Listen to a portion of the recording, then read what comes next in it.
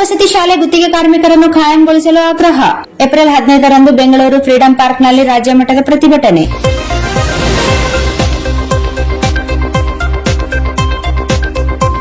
ಕ್ರೈಸ್ ವಸತಿ ಶಾಲೆಗಳಲ್ಲಿ ಸೇವೆ ಸಲ್ಲಿಸುತ್ತಿರುವ ಗುತ್ತಿಗೆ ಆಧಾರಿತ ಗ್ರೂಪ್ ಡಿ ಕಾರ್ಮಿಕರನ್ನು ಖಾಯಂಗೊಳಿಸುವಂತೆ ಆಗ್ರಹಿಸಿ ಏಪ್ರಿಲ್ 15ರಂದು ಬೆಂಗಳೂರಿನ ಫ್ರೀಡಂ ಪಾರ್ಕ್ನಲ್ಲಿ ರಾಜ್ಯ ಮಟ್ಟದ ಪ್ರತಿಭಟನೆ ನಡೆಸಲಾಗುವುದು ಎಂದು ಕರ್ನಾಟಕ ರಾಜ್ಯ ಕ್ರೈಸ್ ವಸತಿ ಶಾಲೆಗಳ ಹೊರಗುತ್ತಿಗೆ ಡಿ ಗ್ರೂಪ್ ನೌಕರರ ಸಂಘ ತಿಳಿಸಿದೆ. ನಗರದ ಪತ್ರಿಕಾ ಭವನದಲ್ಲಿ ಭಾನುವಾರ ಸುದ್ದಿಗೋಷ್ಠಿ ನಡೆಸಿ ಮಾತನಾಡಿದ ಸಂಘದ ರಾಜ್ಯ ಕಾರ್ಯದರ್ಶಿ ಎಂ ಗಂಗಾಧರ್, ರಾಜ್ಯದಲ್ಲಿನ ಕ್ರೈಸ್ ವಸತಿ ಶಾಲೆಗಳಲ್ಲಿ ಕಳೆದ ಸುಮಾರು 20 ವರ್ಷಗಳಿಂದ ಅಡುಗೆ, ಸ್ವಚ್ಛತೆ ಹಾಗೂ ಕಾವಲು ಕೆಲಸಗಳನ್ನು ಹೊರಗುತ್ತಿಗೆ ಆಧಾರದಲ್ಲಿ ಮಾಡಿಸಲಾಗುತ್ತಿದೆ ಎಂದು ಹೇಳಿದರು. ರಾಜ್ಯದ 822 ವಸತಿ ಶಾಲೆ ಕಾಲೇಜುಗಳಲ್ಲಿ ಮಂಜೂರಾದ ಸುಮಾರು 12,000 ಹುದ್ದೆಗಳ ಪೈಕಿ 11,000ಕ್ಕೂ ಹೆಚ್ಚು ಹುದ್ದೆಗಳಲ್ಲಿ ಗುತ್ತಿಗೆ ಕಾರ್ಮಿಕರನ್ನು ನೇಮಿಸಿ ಕೆಲಸ ಕಾಯಂ ಸ್ವರೂಪದಾಗಿದ್ದರೂ ಸಂಬಳ ಮಾತ್ರ ತಾತ್ಕಾಲಿಕ ದಿನಗೂಲಿ ಮಟ್ಟದಲ್ಲೇ ನೀಡಲಾಗುತ್ತಿದೆ ಎಂದು ಆರೋಪಿಸಿದರು.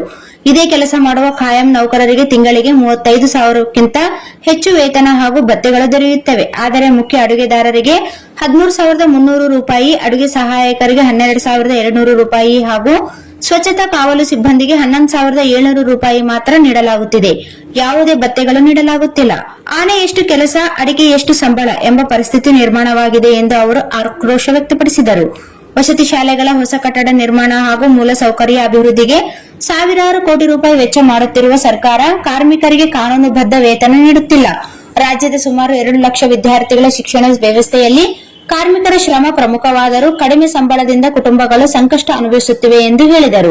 ಗುತ್ತಿಗೆ ಕಾರ್ಮಿಕ ರದ್ದತಿ ಮತ್ತು ನಿಯಂತ್ರಣ ಕಾಯ್ದೆ 1970 ಸೆಕ್ಷನ್ 10 ಹಾಗೂ ಸಂಬಂಧಿತ ನಿಯಮಗಳ ಪ್ರಕಾರ ಗುತ್ತಿಗೆ ಪದ್ಧತಿಯನ್ನು ರದ್ದು ಮಾಡಿ ಕಾರ್ಮಿಕರನ್ನು ಕಾಯಂಗೊಳಿಸುವ ಅಧಿಕಾರ ರಾಜ್ಯ ಸರ್ಕಾರಕ್ಕಿದೆ. ಸುಪ್ರೀಂ ಕೋರ್ಟ್ ಕೂಡ ಸಮಾನ ಕೆಲಸಕ್ಕೆ ಸಮಾನ ವೇತನ ನೀಡಬೇಕು ಎಂದು ಹಲವಾರು ತೀರ್ಪುಗಳಲ್ಲಿ ಹೇಳಿದೆ. ಆದರೂ ಸರ್ಕಾರ ಸ್ಪಂದಿಸದ ಹಿನ್ನೆಲೆಯಲ್ಲಿ ರಾಜ್ಯ ಮಟ್ಟದ ಪ್ರತಿಭಟನೆ ನಡೆಸಲು ನಿರ್ಧರಿಸಲಾಗಿದೆ ಎಂದು ತಿಳಿಸಿದರು.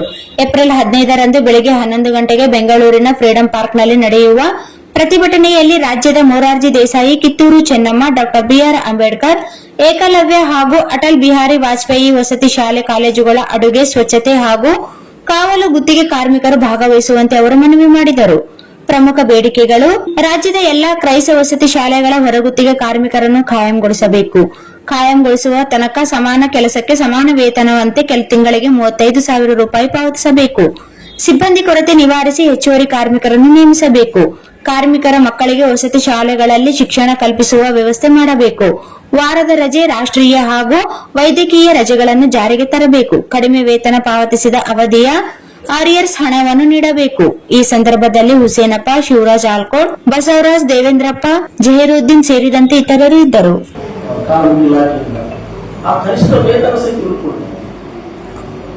ರಾಜ್ಯದಲ್ಲಿ ಉಳಿಯುವ ಸಂಖ್ಯೆ 11ರಿಂದ 12,000. ಈ ವರ್ಷದಲ್ಲಿ ಅಂಬೇಡ್ಕರ್, ಏಕಲವ್ಯ, ಮೊರಾರ್ಜಿ, ಅಟಲ್ ಬಿಹಾರಿ ವಾಜಪೇಯಿ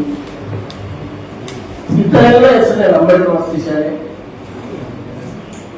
ಕಿತ್ತೂರಾಣಿ ಚೆನ್ನಮ್ಮ, ಇವೆಲ್ಲ ಹೆಸರಿನಲ್ಲಿ ಏನು ಇವತ್ತು ಶಿಕ್ಷಣ ವಸತಿ ಶಾಲೆಗಳು. ಈ ಶಾಲೆಯಲ್ಲಿ ಕನಿಷ್ಠ 99%, 100% ರಿಸಲ್ಟ್ಗೆ ಮಕ್ಕಳ ವಿದ್ಯಾಭ್ಯಾಸಕ್ಕೆ, ಉನ್ನತ ವ್ಯಾಸಕ್ಕೆ ಇವರ ಶ್ರಮವನ್ನು ಕೂಡ ಮಕ್ಕಳ ಏನು ಆಯಾ ವಸತಿ ಶಾಲೆಗಳು ಸರ್ಕಾರದಲ್ಲಿ ಒಳ್ಳೆ ಸ್ಕೀಮ್ ಏನು ಒಳ್ಳೆ ಶಿಕ್ಷಣದಲ್ಲಿ ಒತ್ತು ಕೊಡಬೇಕಾಗುತ್ತೆ.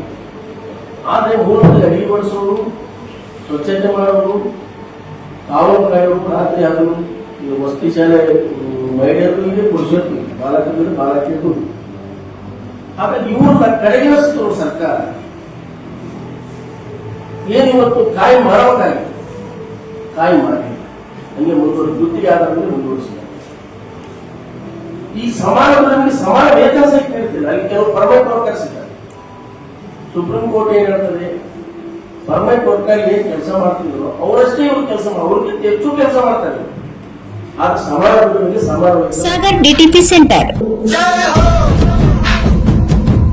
ಹಲೋ ಸಂಪಾದಕರೇ, ನೀವು ಪತ್ರಿಕೆ ಡಿಟಿಪಿ ಆಪರೇಟರ್ ಹುಡುಕುತ್ತಿದ್ದೀರಾ? ಹಾಗಾದರೆ ಅವರ ಅವಶ್ಯಕತೆ ಈಗ ಬೇಕಾಗಿಲ್ಲ. ನಮ್ಮನ್ನು ಸಂಪರ್ಕಿಸಿರಿ. ಇಂದೇ ನಿಮ್ಮ ಪತ್ರಿಕೆಯ 4ರಿಂದ 6 ಪುಟಗಳವರೆಗೆ ನಿಮ್ಮ ಪತ್ರಿಕೆಯ ಪುಟ ವಿನ್ಯಾಸವನ್ನು ಮಾಡಿಕೊಡಲಾಗುವುದು. ನಿಮ್ಮ ಯಾವುದೇ ಜಿಲ್ಲೆ ಇರಲಿ, ಯಾವುದೇ ತಾಲೂಕಿರಲಿ, ನಿಮ್ಮ ಭಾಗದ ಸುದ್ದಿಗಳನ್ನು ಹಾಕಿ 4 ಪುಟಗಳ ಡಿಟಿಪಿ ಕಡಿಮೆ ದರದಲ್ಲಿ ಮಾಡಿಕೊಡಲಾಗುವುದು.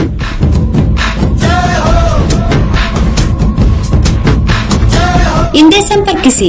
ಮೊಬೈಲ್ ಸಂಖ್ಯೆ 8431593151, ಮತ್ತು 9611114528 ಸಂಪರ್ಕಿಸಿ.